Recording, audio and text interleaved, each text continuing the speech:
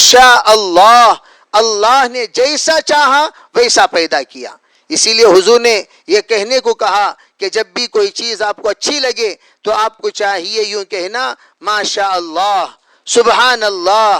آپ کبھی ماشاء اللہ کہتے ہو، الحمدللہ کہتے ہو۔ فرمایا ماشاء اللہ کا معنی اللہ نے جیسا ویسا بنایا تو گویا وہ بھی اللہ کی تعریف ہوئی۔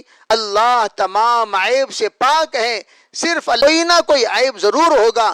اگر عیب کے بغیر کوئی ذات کوئی ہستی ہے تو وہ صرف اللہ کی ذات ہے، اور اللہ کی ہستی کے علاوہ کوئی عیب سے پاک نہیں ہے۔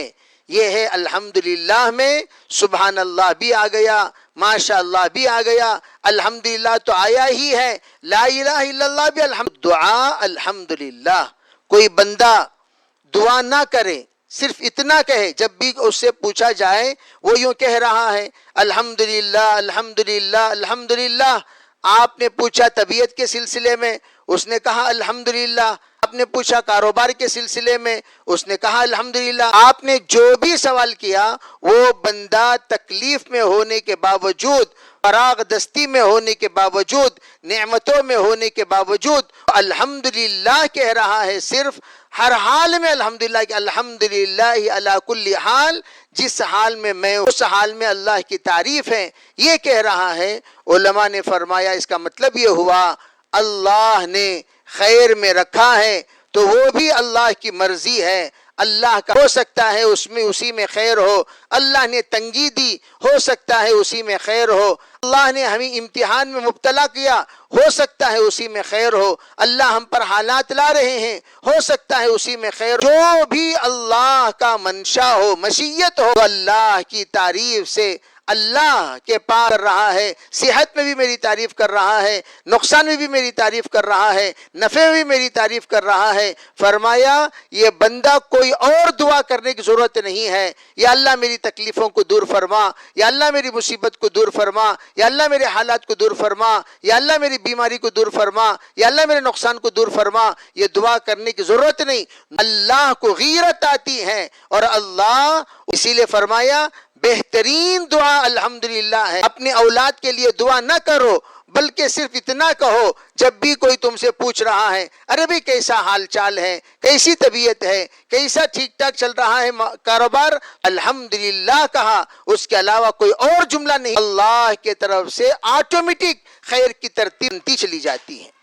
تو اس لیے کہا افضل الدعاء الحمدللہ، بہترین دعا الحمدللہ ہے۔ اس لیے علماء فرماتے ہیں سورہ فاتحہ کو جہاں دیگر ناموں سے نوازا گیا، اس میں ایک نام سورۃ الدعاء ہے۔ الحمدللہ، الحمدللہ سے یہ شروع ہو رہا ہے، اس لیے علماء فرماتے ہیں، فرمایا گویا پوری سورہ فاتحہ دعا ہے۔ اگر کوئی بندہ دعا میں کوئی اور جملہ اسے یاد نہ رہے کوئی بات نہیں، اس نے صرف کیا کیا الحمدللہ رب العالمین الرحمن الرحیم مالک یوم الدین ایاک نعبد و ایاک نستعین اہدنا الصراط المستقیم، فرمایا پوری دعائیں اس میں شامل ہو گئیں۔ اگر صرف سورہ فاتحہ پڑھ لیا تو دعا ادا ہو گئی، دعا اس نے کر لی۔ اس لیے کہا اس کو سورۃ الدعاء اس لیے کہا جاتا ہے کہ بندہ جب اللہ کے کہتا ہے اللہ اس کا جواب بھی دیتا ہے۔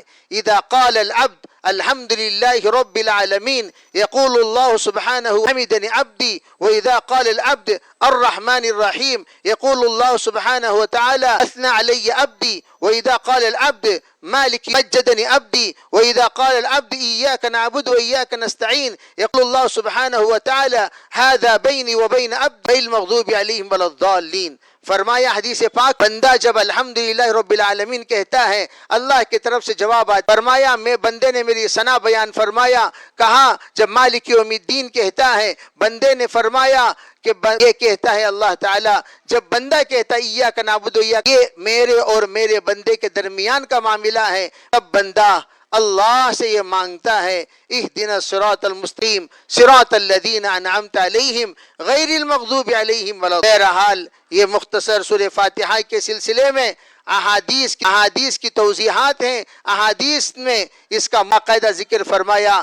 بندہ جو جو کہتا ہے اس کا جواب اللہ دیتا ہے. اسی لیے تم جب سورہ فاتحہ پڑھو ہر آیت پر رکو، ڈر بول کر پڑھ لے کر نہیں چلے جانا الحمدللہ رب العالمین الرحمن الرحیم مالک یوم الدین، بلکہ آپ رکو الرحمن الرحیم، رکو اللہ کا جواب تمہیں ملے گا. مالک یوم الدین، رکو اللہ کا جواب تمہیں ملے گا. ایاک نعبد و ایاک نستعین پر رکو، کوئی حرج نہیں ہے، لیکن بیچ میں سٹاپ دیا کرو، وقف کیا کرو، آیت پر رکا کرو، اللہ کے طرف سے جواب لیا کرو. اللہ تعالی ہم سب کو عمل کا فرمائے. سورہ فاتحہ ایک خزانہ ہے، اس خزانے میں سے جتنا ہم نکالتے جائیں گے سورہ فاتحہ میں نکات اور رموز نکلتے چلے جائیں